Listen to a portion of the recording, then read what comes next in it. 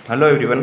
आज की वीडियो में हम राज्य के नीति निर्देशक सिद्धांत यानी डीपीएसपी के बारे में जानेंगे। सबसे पहले डीपीएसपी की फुल फॉर्म क्या होती है। डीपीएसपी की फुल फॉर्म होती है directive principle of the state policy.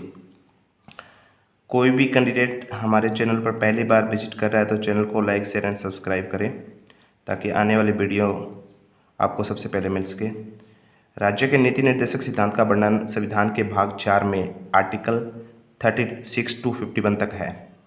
जो भी डीपीएसपी है, राज्य के नीति निर्देशक सिद्धांत, वो आयरलैंड देश के सिद्धांत से लिए गए हैं।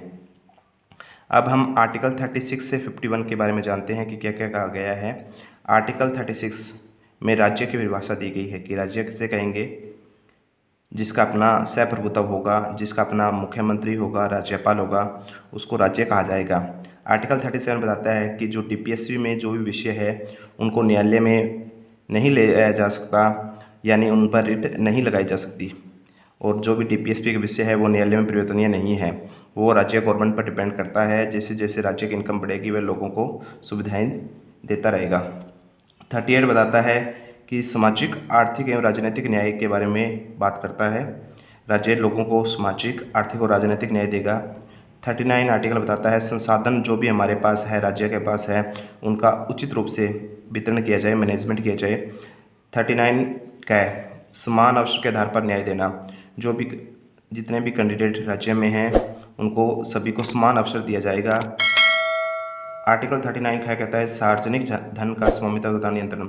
जो भी पब्लिक प्रॉपर्टी है उनका स्वामित्व किया जाएगा, उनका नियंत्रण कंट्रोल किया जाएगा। आर्टिकल 39 क्या कहता है कि धन का समान वितरण किया जाए। आर्टिकल 40 कहता है कि ग्राम पंचायत, गांव में ग्राम पंचायतों का गठन किया जाएगा।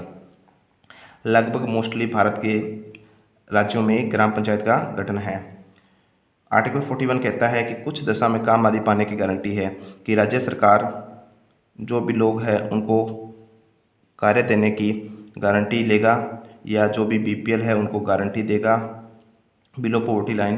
42 कार्य न्याय संगत तथा मानवीय होना चाहिए कि अगर सरकार काम देती है तो जो काम करने की जगह है या कार्य है वो न्याय संगत तथा मानवीय दशाएँ होनी चाहिए। ये नहीं है कि हम उनको ऐसे कार्य में लगा दें जैसे उनको बलात्श्रम या फैक्ट्री, उद्योग धंधों में, तो काम न्याय संगत तथा मानवीय होगा। आर्टिकल 43 कहते हैं कि अगर सरकार ने काम देगी तो कम से कम इतनी मजदूरी जरूर देगी ताकि उनका जीवन चल सके, रोजी रोटी चल सके।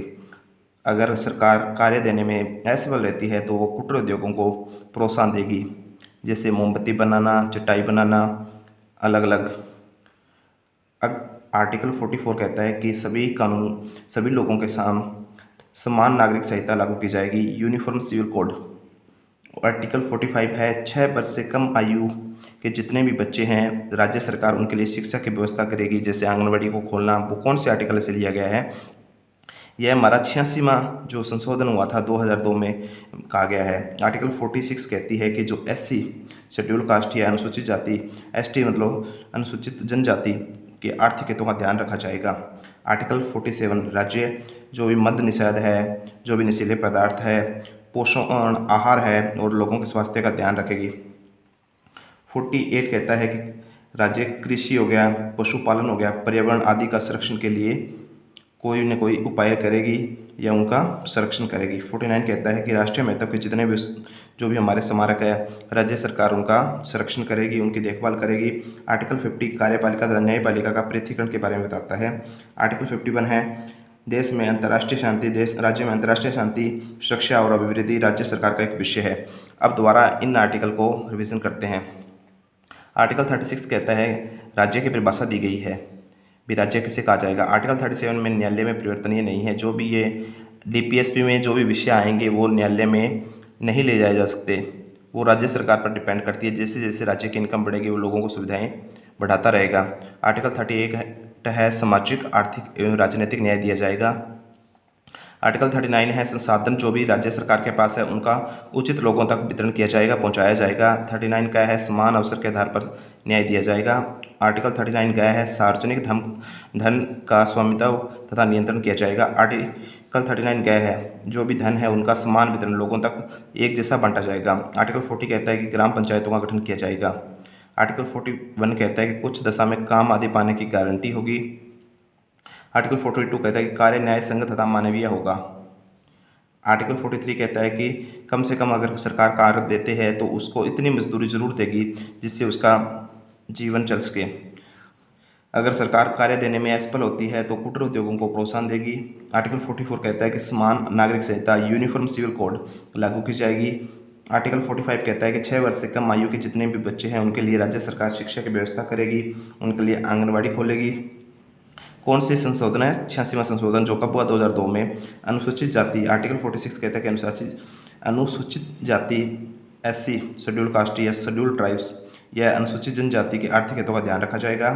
आर्टिकल 47 में राज्य सरकार जो भी नशीले पदार्थ, शराब, गुटखा, बीड़ी आदि पर रोक लगाएगी।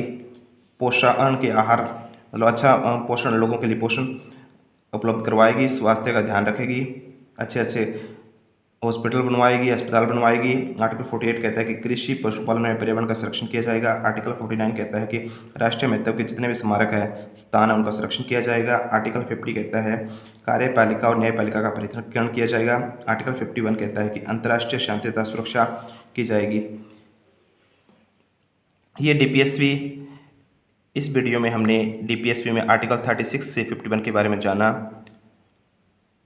आगे की वीडियो के लिए चैनल को लाइक शेयर एंड सब्सक्राइब करें। Thank you.